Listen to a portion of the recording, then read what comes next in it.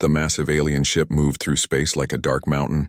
Its hull was black metal covered with sharp spikes and weapon ports. Inside the command bridge, Fleet Commander Vex Gorath stood 8 feet tall. His green scales caught the red light from the control panels. Sharp teeth filled his mouth when he smiled. "Show me the readings again," Vex Gorath said to his officer. The smaller alien at the scanner station had gray skin and 4 arms. He pressed buttons with quick movements. "The third planet shows life signs, Commander. The species appears to be weak. No natural armor. No claws or fangs. They have soft pink skin," Vex Gorath laughed. The sound was like rocks grinding together. How tall are they? "Most are between 5 and 6 feet tall. They weigh much less than our warriors. Their bones seem thin. The computer rates them as Class 7 prey species." "Class 7. Vex Gorath shook his massive head. "The same level as the food animals from Kepler Station. This will be easy work." The Galactic hegemony had ruled space for 3,000 years. Every species they found was put into groups.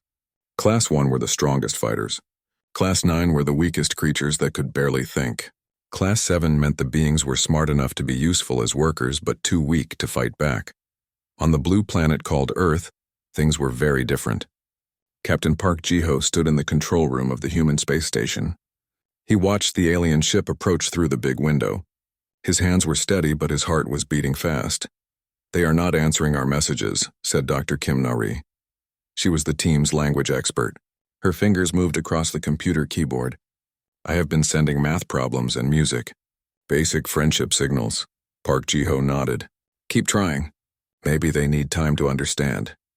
Behind them, Commander Lee Tae-min checked his equipment one more time.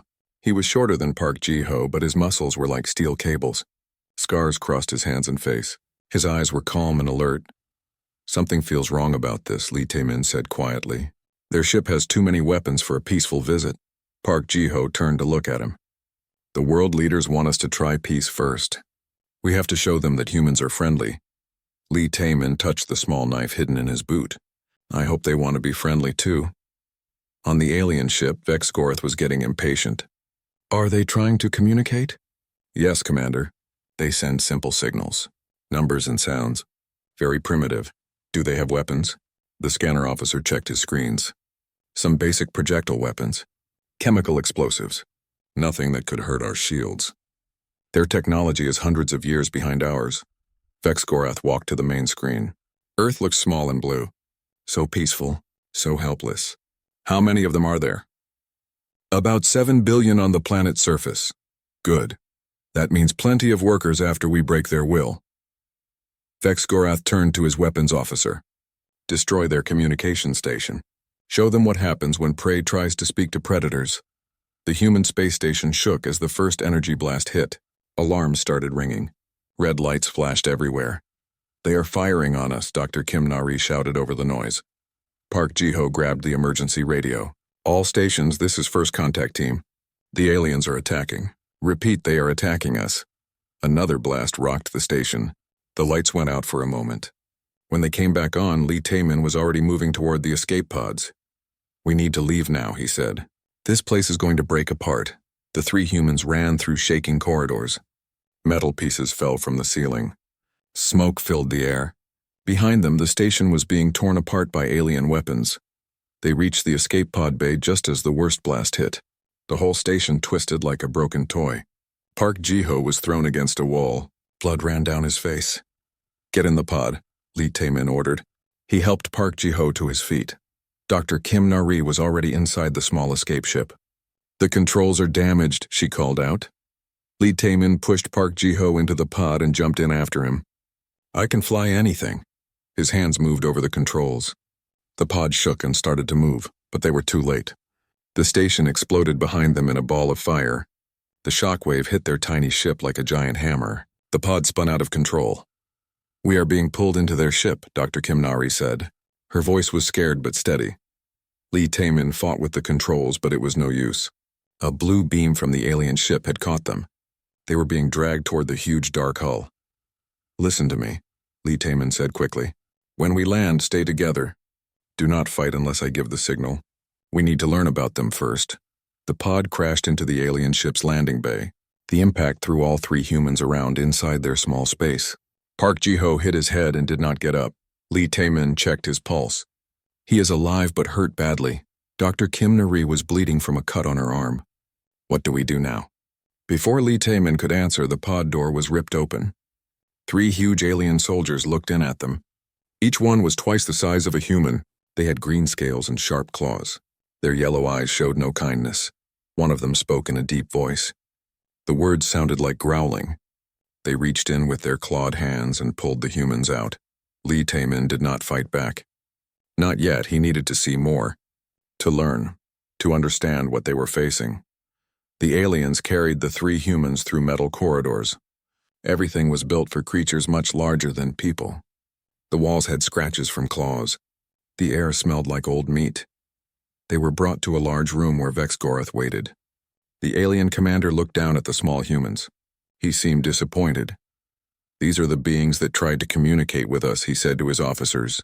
"They are even weaker than our scans showed." One of his officers pointed at Lee Tae-min. "This one has many scars. Perhaps it was used for fighting entertainment." Vex Gorath laughed. "Fighting entertainment? These soft creatures could not fight a sick child from our home world." He walked closer to Lee Tae-min. The human looked up at him without fear. This surprised Vex Gorath a little.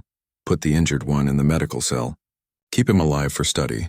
Put the female with the other specimens. This scarred male looks interesting. Place him in a separate cell." As the alien soldiers dragged them away, Lee Tae-min heard Vex Gorath talking to his communication officer. "Send word to High Command. The 3rd planet is ready for harvest. The species offers no military threat. Request minimal occupation forces. We will have this world stripped and catalogued within 1 cycle." Lee Tae-min said nothing. He let them think he was just another piece of prey. But inside his mind, the Navy SEAL was already working. Already planning. Already preparing to teach these aliens that they had made a very big mistake. The galaxy was about to learn something new about the small blue planet and the creatures that lived on it. Lee Tae-min woke up slowly. His head hurt, but his mind was clear. The SEAL training had taught him to stay calm when he woke up in dangerous places. He kept his eyes closed and listened. The sounds were wrong. No wind, no birds. Just the deep hum of machines and the distant sound of heavy footsteps. The air tasted like metal and something else he could not name. He opened his eyes a little. He was lying on a hard surface in a small room. The walls were dark gray metal. There was one door with no handle on his side. A small window near the ceiling let in dim red light. Lee Tae-min sat up slowly. The room was big enough for something twice his size. The ceiling was 10 feet high. Even the door was made for creatures much taller than humans. This was good information. It meant the aliens built everything for themselves. They did not expect to hold prisoners who were smart enough to use the extra space. He stood up and walked around the cell. His body felt sore, but nothing was broken. He touched the walls. The metal was thick and strong, but he could see the joints where pieces came together. Everything had weak points if you knew how to look. A sound came from outside the door. Heavy footsteps were coming closer. Lee Tae-min lay back down and closed his eyes. He made his breathing slow and steady like he was still unconscious. The door opened with a loud hiss. 2 sets of footsteps entered his cell. "The creature is still not awake," said a deep voice. The words were in the alien language, but somehow Lee Tae-min could understand them. "There must be a translation device somewhere." "Good. I want to study it while it cannot fight back." This voice was different, higher pitched. Female, maybe. Lee Tae-min felt something cold touch his arm. A medical scanner of some kind. He kept his body relaxed, but his mind was working fast. The female alien was a scientist. She was studying him like a lab animal. "Look at these marks on its skin," the female said. "These scars are not from accidents. They are too neat. Too planned. Battle scars," the male guard said. "Commander Vex Gorath thinks this one was used for fighting games." "Maybe, but look at this." Something touched Lee Tae-min's hand. "The skin here is very thick. These hands have been used for hard work. And see how the muscles are built. This creature has trained its body on purpose." The female alien moved around the cell. Lee Tae-min could hear her taking notes on some kind of device. "The bone density is much higher than normal for this species," she said. "The heart is bigger than expected. Even the brain shows unusual development in the areas that control movement and planning. It is still just a Class 7 prey animal," the guard said. "Weak and soft. Perhaps. But I want to do more tests. The footsteps moved toward the door. Watch this one carefully. Something about it does not match our classification data. The door closed. Lee Taman waited 10 minutes before opening his eyes. The female alien was smart. She was starting to ask the right questions. That could be dangerous or useful. He would have to be very careful. He stood up and began to examine his cell more closely. The walls looked solid, but he found scratches near the floor. Other prisoners had been here before. Some had tried to dig. Others had tried to break the door. All of them had failed because they thought like prey animals. They had used fear and desperation. Lee Taman was going to use his brain. He looked at everything in the cell. The walls, the floor, the ceiling, the door, the small window, even the air vents. Every prison had weaknesses if you knew how to find them. The air vent was too small for his body but big enough for his hand. He could not escape through it, but he might be able to reach things on the other side. The door was electronic. It needed power and computer signals to work. If he could find the right wires, he might be able to change how it worked. The window was thick and strong, but it was also the only source of natural light. That meant it connected to the outside of the ship somehow. Lee Taman began his first lesson for the aliens. He started doing exercises, push-ups, sit-ups, stretching. If they were watching him, he wanted them to see something that did not look like prey behavior. Prey animals in cages became scared and weak. They stopped eating. They gave up hope. Predators stayed strong. They planned. They prepared for the right moment to strike. After an hour of exercise, Lee Taman heard footsteps again. This time it was just the female alien. She entered alone, carrying some kind of medical equipment. "You are awake," she said. Her voice was not unkind. "I am Dr. Yun Keth. I am studying your species." Lee Taman looked at her. She was about 7 feet tall with gray skin and large yellow eyes. She had 4 arms instead of 2. Her movements were careful and precise like a scientist. "You understand me," Dr. Yun Keth said. "The translation system is working." Lee Taman nodded but did not speak. Better to let her think he was simple. "I need to take some blood for testing. Hold out your arm." Lee Taman did not move.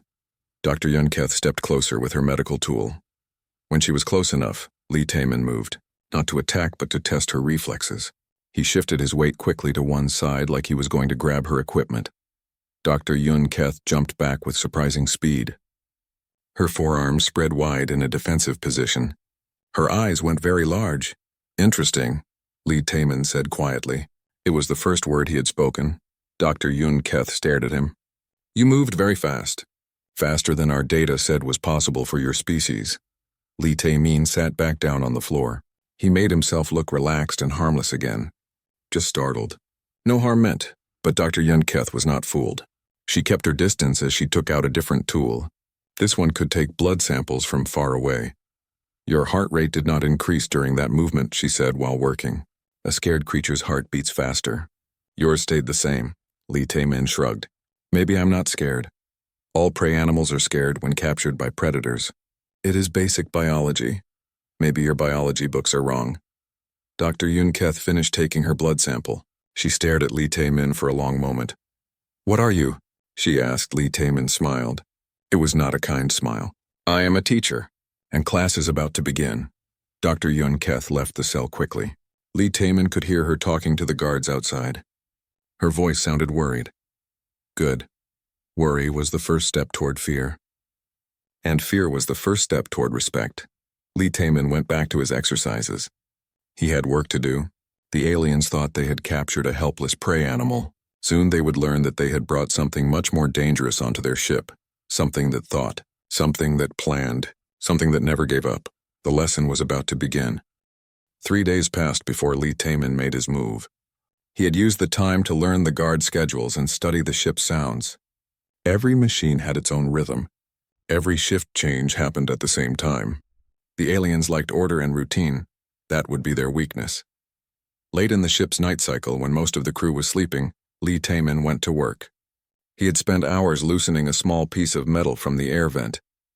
It was thin and sharp, perfect for what he needed. The door's electronic lock had a small gap where the metal panels joined. Lee Taman slipped his makeshift tool into the gap and found the wires inside. His training had taught him about electronics. Human technology was different, but electricity worked the same everywhere. He did not break the lock. Instead, he changed it. Now it would open when it should stay closed, and it would stay closed when the guards expected it to open. The door slid open silently. Lee Taemin stepped into the corridor and looked around. The hallway was empty. Red lights along the floor showed the way to different parts of the ship. Lee Taemin moved like a shadow. His bare feet made no sound on the metal floor. He had removed his boots and left them in the cell. Bare feet gave him better grip and made less noise. The first thing he did was find the ship's computer network. Every modern ship needed computers to run its systems. He found a maintenance panel 3 corridors away from his cell. Lee Taemin opened the panel and looked at the alien technology inside. It was more advanced than human computers, but the basic ideas were the same. Data flowed through cables. Commands were sent by electronic signals. He did not try to break anything. Instead, he made small changes. He rerouted some signals and added new pathways. Now certain systems would do things they were not supposed to do. Then he went hunting. The first guard he found was sleeping at his post. The alien was huge, but he was also careless. Lee Taemin moved behind him without making a sound. He did not kill the guard. Instead, he used pressure points his instructors had taught him. The alien went to sleep deeper, much deeper. When he woke up, he would have a terrible headache and no memory of how it happened. Lee Taemin took the guard's communication device and his access card. Then he left a message written in the guard's own blood on the wall behind him. Simple words in the alien language: "You sleep too deep." The second guard was walking patrol near the weapons storage. Lee Taemin followed him for 20 minutes, learning his route.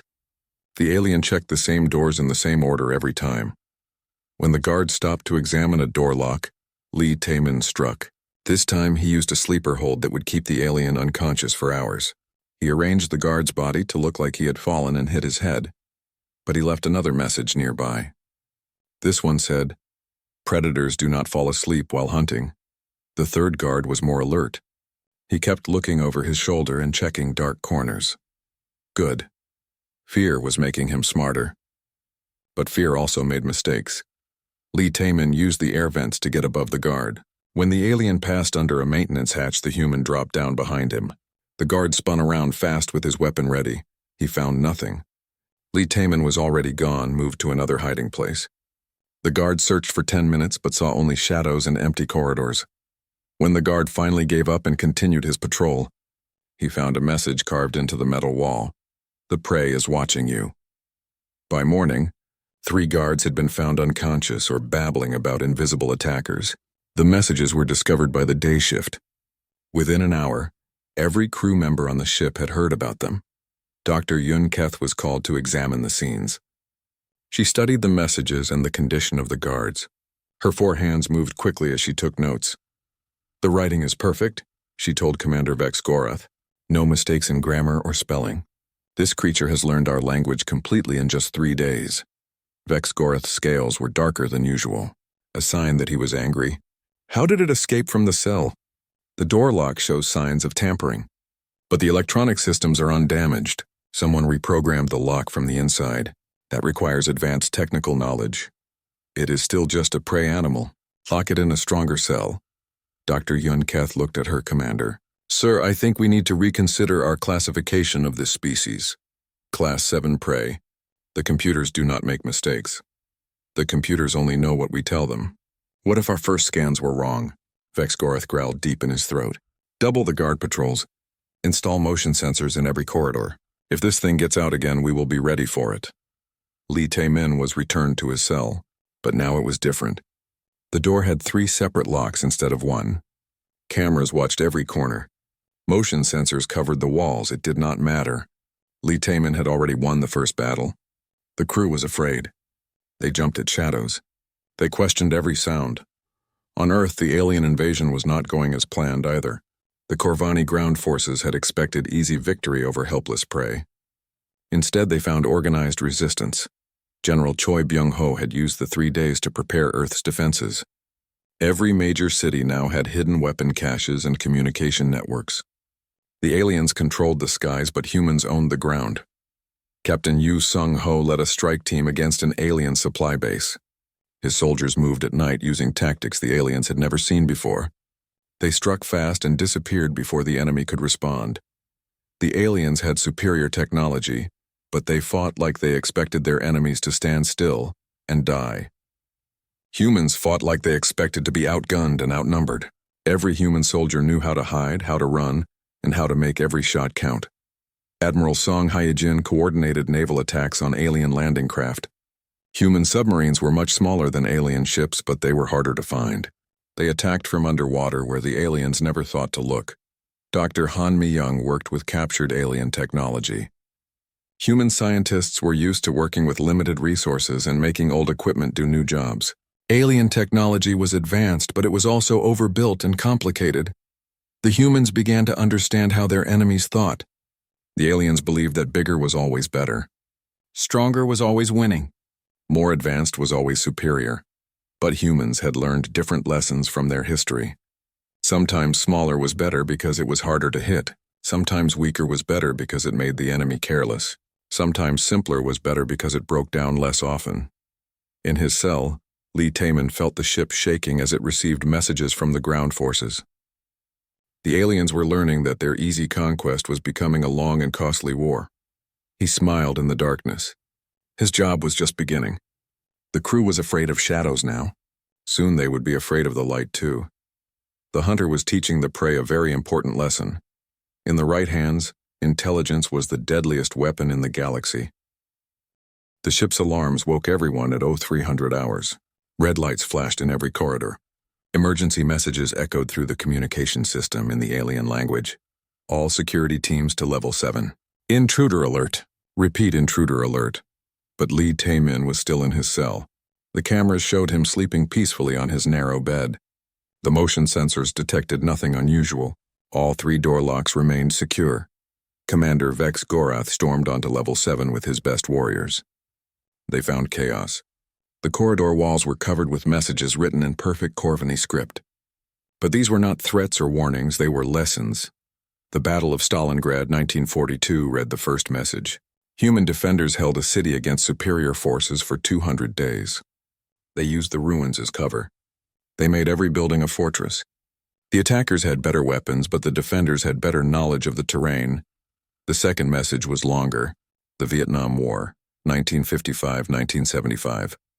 A small nation defeated the most powerful military in human history. They did not win battles. They made the war too expensive to continue. Superior firepower means nothing if you cannot find your enemy.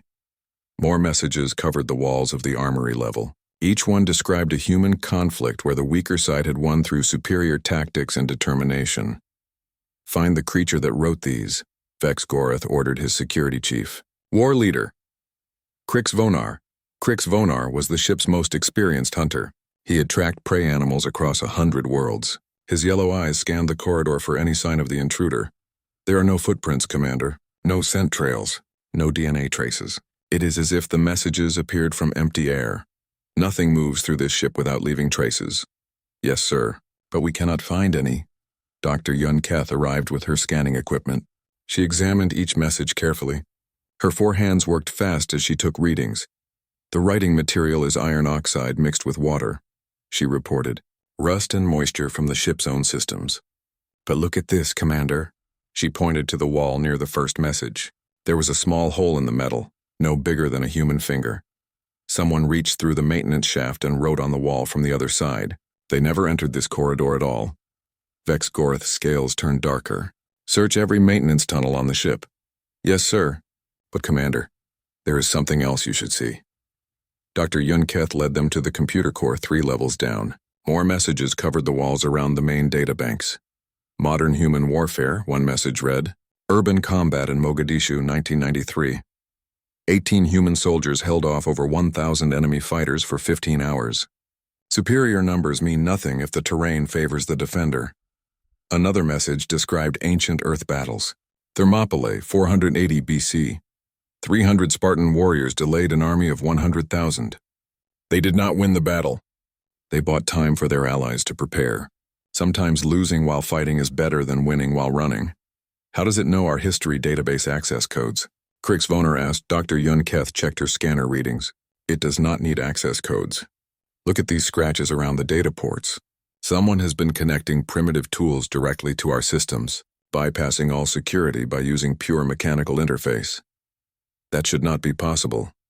It should not be possible for a Class 7 prey species, but our classification might be wrong. Commander Vex Gorath spun around to face her. The classification system has worked for 3,000 years. Yes, sir. But this creature has shown abilities that do not match any Class 7 profile. Advanced tool use, complex problem solving, psychological warfare techniques. It is still trapped in its cell. Is it, Commander? Or is the cell exactly where it wants to be? Before Vex Gorath could answer, new alarms began sounding. This time the emergency was on level 12 near the officer quarters. They found War Leader Crix Vonar's second-in-command, Sub-Leader Drex Mack, sitting on the floor of his own room.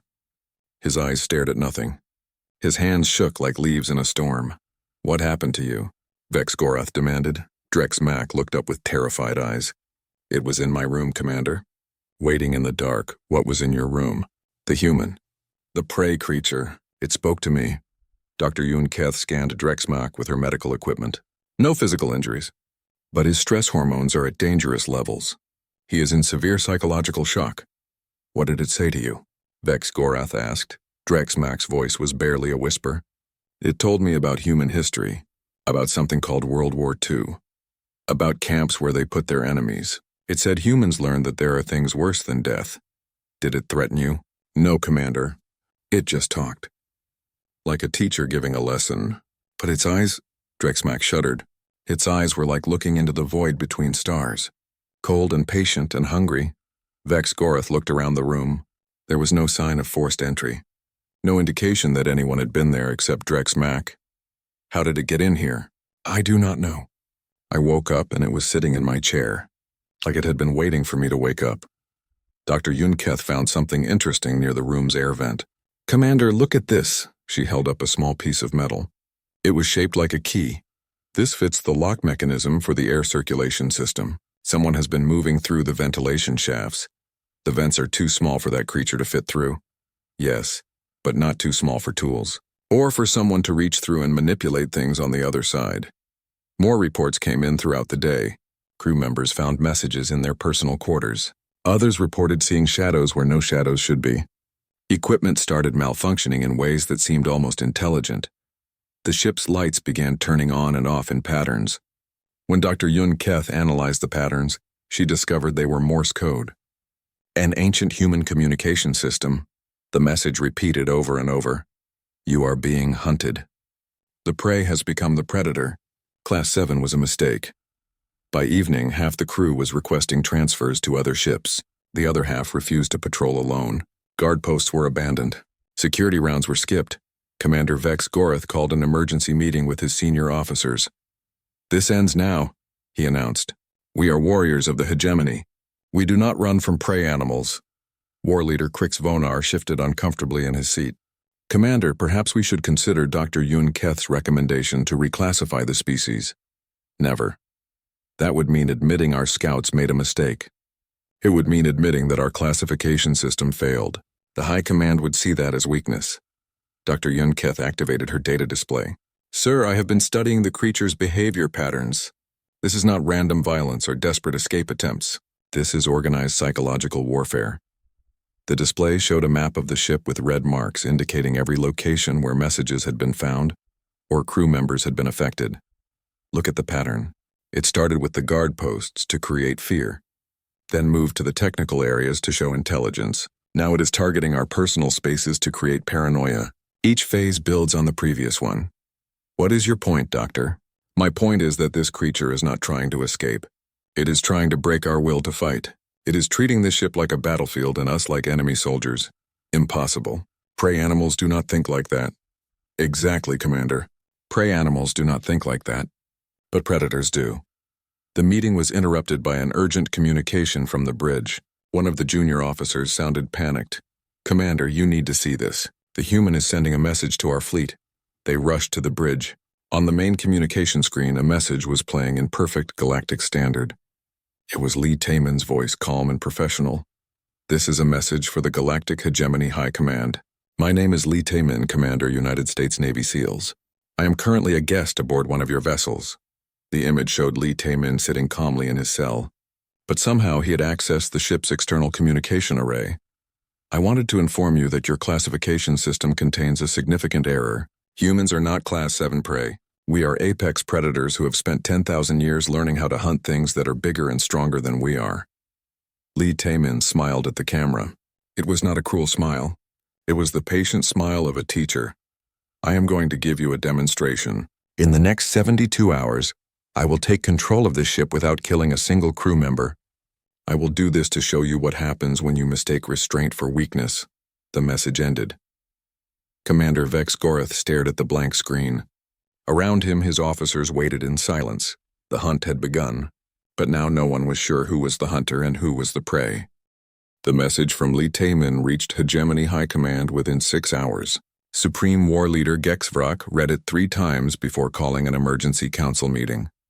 The council chamber was filled with the most powerful military leaders in the galaxy. Representatives from 12 different species sat around a circular table made of black stone. Each one commanded fleets that had conquered entire star systems. Show me the combat reports from the 3rd planet, Gexvrak ordered. The holographic display filled with data from Earth. Red markers showed hegemony losses. Blue markers showed human defensive positions. The pattern was disturbing. Our ground forces have superior numbers and technology, reported Fleet Marshal Yux Grendel, but they are suffering unexpected casualties. The humans do not fight like prey species. Define do not fight like prey species. They use tactics we have never encountered. They attack supply lines instead of fighting pitched battles. They disappear into cities and strike from hiding. When we destroy their military bases, they continue fighting from caves and forests. Another officer activated a second display. The humans have also adapted our own weapons for their use. They strip disabled vehicles and create new weapons. They use our own technology against us in ways we never intended. Gexvrak studied the reports. In 3,000 years of conquest, the hegemony had never faced resistance like this. What about their space capabilities? Minimal. They have no faster-than-light travel. No energy weapons. Their largest ships are smaller than our escort vessels. Then how are they causing problems for our fleet units? Fleet Marshal Yux Grendel looked uncomfortable. They use small craft to attack our landing ships. Submarines that attack from underwater. Aircraft that fly close to the planet's surface where our sensors cannot track them well. These are all normal resistance tactics. Every species fights back at first. Yes, Supreme War Leader. But not like this. Most species fight until they suffer heavy losses, then surrender. The humans seem to expect heavy losses. They plan for them. Gexvrak studied the combat footage. Human soldiers moved differently than other species. They did not bunch together for protection. They spread out and used cover. When attacked by superior forces, they retreated in an organized way instead of running in panic. Send the 4th Assault Fleet to finish this conquest, he ordered. If the humans want to fight, we will show them what real warfare looks like. But even as he gave the order, Gexvrak felt something he had not experienced in centuries. Doubt, aboard Commander Vex Gorath's ship. The situation was getting worse by the hour. Lee Tae-min had been true to his promise. He was taking control of the ship without killing anyone. It started with the food dispensers. Crew members would try to get their meals and find messages instead of food. Lesson 1: Logistics win wars. An army that cannot eat cannot fight. Then the sleep cycles were disrupted. Lights turned on and off at random times. Temperature controls made rooms too hot or too cold. Crew members became exhausted and confused. Lesson 2: Tired soldiers make mistakes. Mistakes get you killed. The ship's artificial gravity began fluctuating. Crew members would suddenly feel twice as heavy, then weightless, then normal again. Walking became difficult. Working became dangerous. Lesson 3: Control the environment, control the battle. Dr. Yun Keth had stopped trying to study Lee Tae-min as a specimen. Now she was studying him as a military strategist. He is not just disrupting our systems, she explained to Commander Vex Gorath. He is teaching us about human warfare philosophy. Each lesson builds on the previous one. I do not want lessons. I want this creature stopped. Commander, I think we need to consider the possibility that stopping him is not possible with our current approach. Vex Gorath's scales darkened. Explain. We are trying to fight him using hegemony tactics. Overwhelming force. Direct confrontation. Superior numbers. But he is not fighting a hegemony battle. He is fighting a human battle. Dr. Yunketh activated her data screen. It showed a network diagram of the ship's systems. Look at this. He has not damaged anything permanently. He has not killed or seriously injured anyone. But he has made it impossible for us to function as a military unit. We still control the ship. Do we? Can you order the lights to stay on? Can you guarantee the food dispensers will work? Can you trust that the doors will open when you want them to? As if summoned by her words, the bridge lights began flashing in Morse code again. This time the message was different. You have 12 hours left. Use them to learn. Commander Vex Gorath tried to contact High Command but found that external communications were blocked. Lee Taman had taken control of the communication array. Sir, War Leader Crix Vonar reported, I have a suggestion. Speak. What if we talk to it? Find out what it wants? It wants to escape. All prisoners want to escape. I do not think so, sir. If it wanted to escape, it would have done so by now. It has demonstrated that it can go anywhere on the ship, but it keeps returning to its cell. Dr. Yunketh nodded. Crix Vonar is correct. The human is not trying to leave. It is trying to teach us something. To teach us what? That we made a mistake. That humans are not what we thought they were. The conversation was interrupted by an emergency alert from the engine room. Chief Engineer Pak Thul was calling for help. They found him standing in front of the main power core with his hands raised in surrender. A message was written on the wall behind him in glowing letters. Final lesson begins now. Where is the human? Vex Gorath demanded. I do not know, Commander. The message appeared while I was working. But look at this. Chief Engineer Pak Thul pointed to the power core controls. Someone had made modifications to the system. The engine will not respond to any commands from the bridge, but it will not shut down either. We are locked on our current course. Wait, what course? Back to Earth, sir. Maximum speed. Dr. Yunketh checked her scanner. Commander, I am detecting human life signs throughout the ship. Not just in the cell. How many? I cannot tell. The readings are moving too fast to track. It is as if the human has learned to be in multiple places at once. The truth was simpler and more disturbing. Lee Taman had been recruiting allies. Not all members of the hegemony had joined willingly.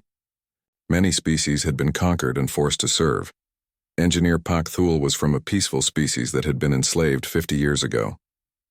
Communications Officer Rix Ven belonged to a race that had never wanted to fight anyone. Medical technician Sandru had watched his homeworld burn. They did not love the hegemony. They served it because they had no choice. Until now, Lee Taman had spent days talking to these reluctant servants, not ordering them or threatening them. Just talking, explaining, teaching. Your commanders think strength means size and weapons, he had told Engineer Pak Thul. But real strength means having something worth fighting for. The hegemony will punish us if we disobey, Pak Thul had whispered. The hegemony can only punish you if they catch you, and they cannot catch what they cannot understand. One by one, the oppressed crew members had joined Lee Taman's quiet revolution, not because they were forced to, but because someone had finally shown them that resistance was possible. The ship continued its journey back to Earth. In the corridors, hegemony officers found themselves outnumbered by their own crew, not through violence, but through simple refusal to obey orders that made no sense. We are still in control, Commander Vex Gorath insisted to his remaining loyal officers. But as he spoke, the lights went out. Emergency power kicked in, bathing everything in red light. A voice spoke through the communication system. Lee Taman's voice, but now he was not alone. This is Commander Lee Taman and the crew of the hegemony vessel Void Render. We are returning to Earth to begin negotiations for the withdrawal of all invasion forces. The message continued in multiple languages. Engineer Pak Thul spoke for his people. Communications Officer Rix Ven spoke for his. Medical technician Sandru spoke for hers. Each one delivered the same message. The war is over. It is time to learn how to make peace. Commander Vex Gorath realized that he had not just lost control of his ship. He had lost something much more important. He had lost the certainty that the hegemony was always right. And once that certainty was gone, everything else began to fall apart. Supreme War Leader Gexfrak arrived at Earth with the pride of the hegemony and 12 assault cruisers. His orders were simple: destroy the rebellious ship and complete the conquest of the human world. But when his fleet dropped out of faster-than-light travel, they found something unexpected. The Void Render was waiting for them in Earth orbit. Its weapons were powered down. Its shields were lowered. It was broadcasting a continuous message of surrender. "This is Commander Vex Gorath of the hegemony vessel Void Render. I request permission to come aboard your flagship for negotiations." Gexvrak studied the tactical display. The human ship looked helpless. No weapons charging. No defensive formations. It should have been an easy target. "Why do I feel like this is a trap?" he asked his tactical officer. "Unknown Supreme War Leader. All sensors indicate the vessel is defenseless. Bring Vex Gorath aboard, but keep our weapons trained on his ship." Commander Vex Gorath arrived on the Pride of the Hegemony under heavy guard, but he was not alone. Dr. Yun Keth accompanied him along with Engineer Pak Thul and several other crew members. "You have failed in your mission," Gexvrak told him immediately. "The conquest of this world should have been completed days ago." "Yes, Supreme War Leader.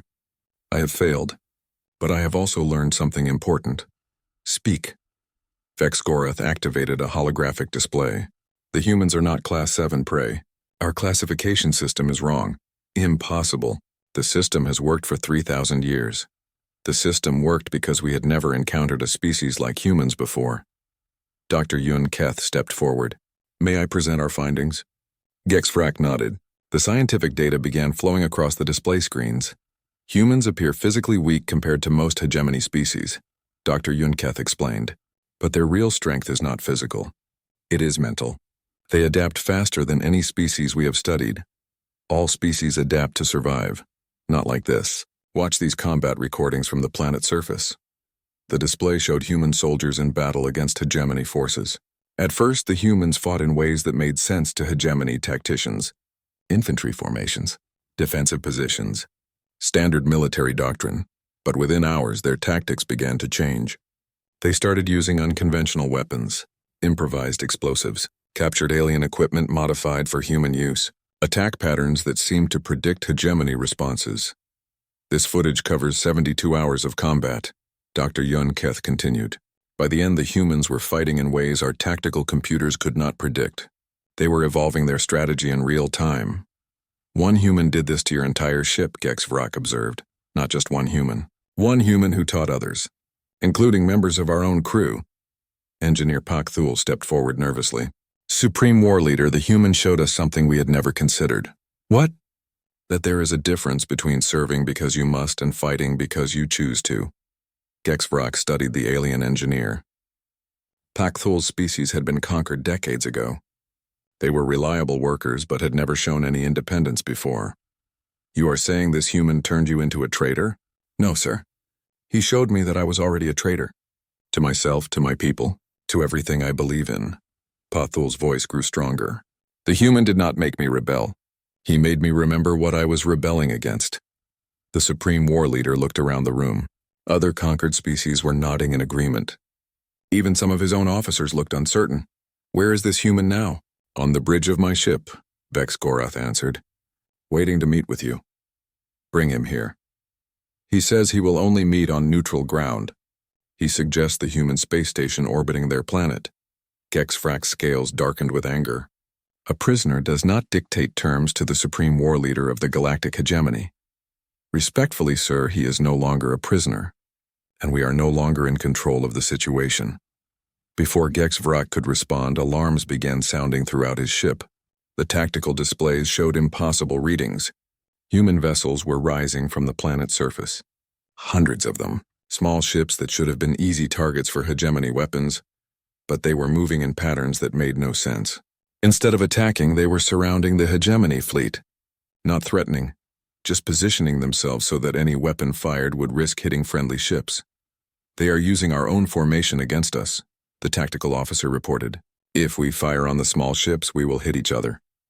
"How did they learn our formation patterns?" Dr. Yun Keth checked her datapad. "The human has been studying our tactical database for days. He knows how we fight better than we do." The communication system activated. Lee Taemin's voice filled the bridge of the Pride of the Hegemony. "Supreme War Leader Gexvrak, this is Commander Lee Taemin. I am requesting a meeting to discuss terms for ending this conflict." "You are in no position to request anything, human. Actually, I am in the perfect position. Your ships are surrounded. Your crew includes species who no longer wish to fight for you. and your classification system has just been proven wrong in the most public way possible. HFY looked at his tactical display. The human was right. The hegemony fleet was trapped in a formation of their own design, surrounded by enemies who had learned to use hegemony tactics against them. What do you want? I want to teach you the most important lesson in the universe, which is that there is a difference between being strong and being apex. You are strong, but humans are apex. 2 hours later, HFY found himself aboard the human space station. It was much smaller than hegemony vessels, but it was crowded with representatives from dozens of species, not just humans but aliens who had abandoned their posts on hegemony ships. Lee Tae-min waited in the station's main conference room. He looked exactly like the Class 7 prey creature that had been captured days ago, small, soft-skinned, physically weak. But his eyes held the confidence of a being who had never doubted that this moment would come. "Thank you for coming," Lee Tae-min said simply. "You have caused considerable disruption to our operations." HFY replied, "I have given you a demonstration. The question now is whether you learned from it." "Demonstrate what?" Lee Tae-min activated a holographic display similar to the ones used on hegemony ships. But this one showed something different. A map of the galaxy with every species the hegemony had encountered. Your classification system divides species into predators and prey based on physical characteristics: size, strength, natural weapons, aggressive behavior. The display highlighted different star systems in different colors, but you missed the most important factor: intelligence combined with determination, the ability to learn from failure and adapt, what you call apex behavior. HFY studied the display. Many species are intelligent. Intelligence is not enough. Watch this. The hologram showed Earth's history in fast motion, humans fighting each other with primitive weapons, learning from each defeat, building better tools, developing new strategies. Humans spent 10,000 years fighting the most dangerous predator on their planet, each other. We learned that survival does not depend on being the biggest or strongest. It depends on being the smartest and most determined. You are still physically weak. Physical strength has limits, but mental strength can grow forever. Lee Tae-min changed the display to show recent events. Your ships outgun ours by 1,000 to 1. Your soldiers are twice our size. You have technology we cannot match. Yet you defeated us, we did not defeat you. We taught you. There is a difference. Lee Tae-min walked to the window overlooking Earth. The blue planet looked peaceful from space. But HFY could see the burn marks where hegemony weapons had struck cities. You came here expecting to find prey animals. Instead, you found teachers. The question is whether you want to be students or examples. Explain the difference. Students learn new ways to think. Examples show others what happens when you refuse to learn. HFY felt something he had not experienced in his long military career: uncertainty about the fundamental nature of war itself. What are you proposing? A new classification system. One based on potential instead of appearance. And a new relationship between our species. Lee Tae-min activated another display. This one showed star charts with trade routes and communication networks. The galaxy is full of species who joined the hegemony because they had no choice. But what if they had another option? What if there was an alliance based on cooperation instead of conquest? The hegemony maintains order through strength. The hegemony maintains control through fear. But fear is not sustainable. Eventually, the oppressed always find a teacher. Dr. Yoon-Keth stepped forward from where she had been watching silently. Supreme War Leader, I have been studying human psychology for days. They do not think like any species we have encountered. How so? They do not see defeat as permanent. They see it as education. Every time they lose, they learn something new. Every time they win, they teach others what they learned. Engineer Pak Thul joined the conversation. The human did not force me to rebel. He showed me that rebellion was always possible. I just needed someone to teach me how. Around the room, other aliens nodded in agreement. Representatives from a dozen different species, all of whom had left their posts on hegemony ships to join this unlikely alliance. You are asking me to abandon 3. 5 years after first contact, Admiral Lee Tae-min stood in the graduation ceremony hall of the Galactic Defense Academy. The massive room was filled with beings from 47 different species. They wore the same uniform regardless of their size, shape, or home world. The uniform was simple. No ranks based on species classification. No special markings for physical strength. just a small patch that read student in 100 different languages. Today you complete your training, Lee Taman addressed the graduating class. But remember that graduation does not mean you stop learning. It means you start teaching. In the front row sat former Supreme War Leader Gex Vrak. The massive reptilian warrior had requested to attend every class, to personally understand what humans called strategic thinking. His scales were lighter now, less dark with anger. The most important lesson you have learned here is not about tactics or weapons, Lee Taman continued. It is about seeing strength where others see weakness, finding opportunity where others see defeat. Dr. Yunketh watched from the faculty section. Her research on interspecies cooperation had revolutionized galactic politics. Species that had fought for centuries were now working together on projects that benefited everyone. Each of you came here representing your people's traditional way of fighting. You leave here knowing that there are as many ways to win as there are ways to think. Captain Park Jiho sat in the audience as Earth's ambassador to the Galactic Council. He had recovered from his injuries during first contact, and now worked to ensure that what happened to humanity never happened to another species. The ceremony continued with each graduate receiving their assignment. Some would return to their homeworlds as defense coordinators. Others would join the new galactic peacekeeping force. A few would stay at the academy as instructors, but the most important graduates were the ones who would go to worlds where new species were being discovered. Their job was not to conquer or classify. Their job was to learn and teach. After the ceremony, Lee Taman walked through the Academy's memorial garden. It honored all the beings who had died during the classification wars, the period before the new system was adopted. Most of the names belonged to species that had been wrongly classified as prey. Do you ever regret it? Dr. Yunketh asked, joining him near a memorial stone for the crew members who had died during the first attack on Earth. Regret what? Not fighting back harder. Not making them pay for what they did. Lee Taman touched the stone with Dr. Kimnari's name carved into it. The linguist had died trying to establish peaceful communication with the aliens. Making them pay would have been easy. Teaching them to be better was harder, but harder lessons last longer.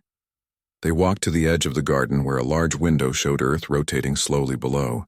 The planet had healed from the invasion. Cities had been rebuilt. But more importantly, humanity had changed.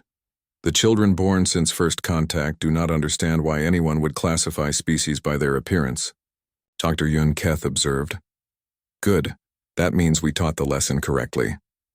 A communication alert sounded on Lee Taman's wrist device. He activated the holographic display and saw the face of Explorer Captain Lim So-young. She was commanding humanity's first deep space exploration vessel. Admiral, we have discovered a new species in the Vega system. They appear to be highly aggressive and technologically advanced. They have already attacked our scouts. Classification recommendations. Under the old system, they would be rated Class 2 Predator. Large, strong natural weapons, organized military structure. Lee Taman smiled. And under the new system? Unknown potential. Requesting educational contact team. Approved. Take Dr. Choi Min-ho's first contact specialists and Captain Song Jae-bin's tactical assessment team. Remember the protocols, yes, sir. Observe first. Understand second. Judge never. The communication ended. Dr. Yunketh looked concerned. Another aggressive species. Do you think they will be as difficult to teach as we were? Probably harder. The hegemony had grown overconfident. These new species sound like they are actively hostile. Are you worried? Lee Taman watched Earth continue its rotation. Somewhere down there, new classes of cadets were learning that the universe was full of different kinds of intelligence. That strength came in many forms. That the best way to win a war was to convince your enemy that fighting was unnecessary. No, I am not worried. We have something now that we did not have 5 years ago. What? Time and patience. And the knowledge that every species can learn if you find the right way to teach them. Dr. Yunketh activated her own communication device. I will prepare a research team to study their psychology, cultural analysis, historical patterns, communication preferences. Good. But remember what we learned about assumptions. That they are usually wrong. That they are always incomplete. This new species might teach us something we have never considered. As they walked back toward the academy building, they passed groups of students from different worlds working together on combat simulations. But these were not traditional war games. Instead of trying to destroy each other, the teams were practicing how to defend populations from natural disasters, how to evacuate civilians from dangerous areas, how to share resources during emergencies.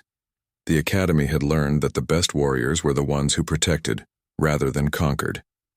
"Admiral," called out Engineer Pak Thul from across the courtyard. He was now the Academy's chief technical instructor.